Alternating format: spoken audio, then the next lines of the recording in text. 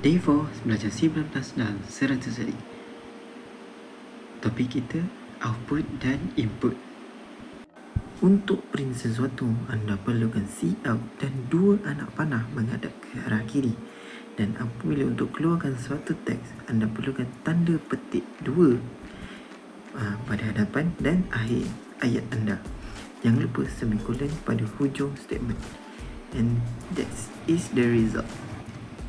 Print multiple lines.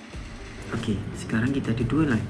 Kalau kita terus line, output dia akan bersambung ataupun dia akan print dalam satu baris saja. Untuk elakkan dia, kita boleh gunakan /n. Ingat, kena letak dalam tanda petik. Dalam tanda petik. Kalau tak, dia tak akan keluar. Outputnya akan error.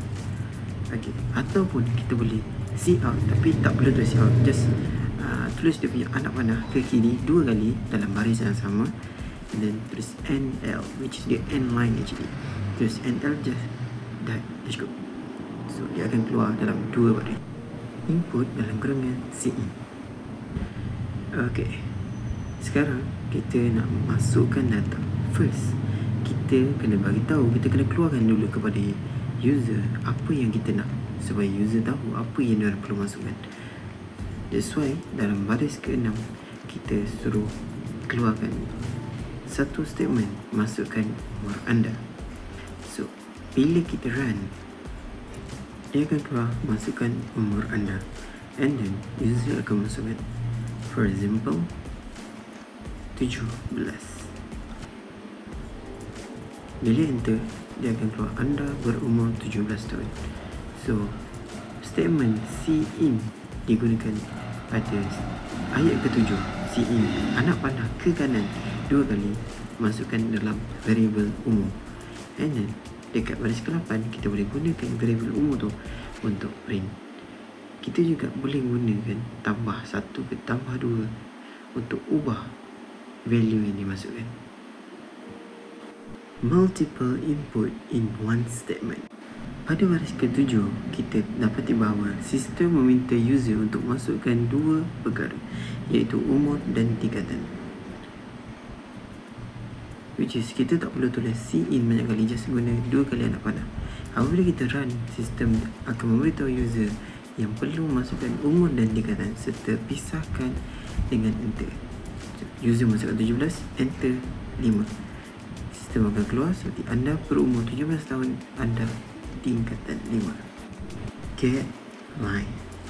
Tadi kita dah gunakan untuk data type seperti double, integer, which is kita masukkan nombor. Macam mana kalau kita nak masukkan ayat? Okey, bila kita nak masukkan ayat, contoh kita masukkan Ali bin Abu, kita menggunakan data type string dan yang lain sama seperti yang tadi. Result dia akan keluar Ali saja, which is sistem tak baca lepas space. Macam mana kita nak atasi tu? Kita perlu gunakan get line supaya sistem dapat baca full statement yang kita masukkan tu. CIN ignore. Apabila CIN kita berada pada baris yang berbeza, tak macam tadi terus direct satu baris, which is kita akan ada dua baris kali ni, kita perlu letakkan CIN ignore. Sebabnya kalau kita tak letak, sistem akan baca data yang kita masukkan yang kedua adalah enter, bukan data yang selepas itu. So kalau kita print, dia tak akan keluar lah part bahagian nama tu. So bila kita letak CIN.ignore kurungan semikolon, okay, kita cuba masukkan, kita masukkan umur dulu 17, enter, masukkan nama, contoh Ali bin Abu. Okay, and then kita enter lagi, sistem akan keluar hello Ali bin Abu. So sistem boleh baca CIN kedua secara penuh.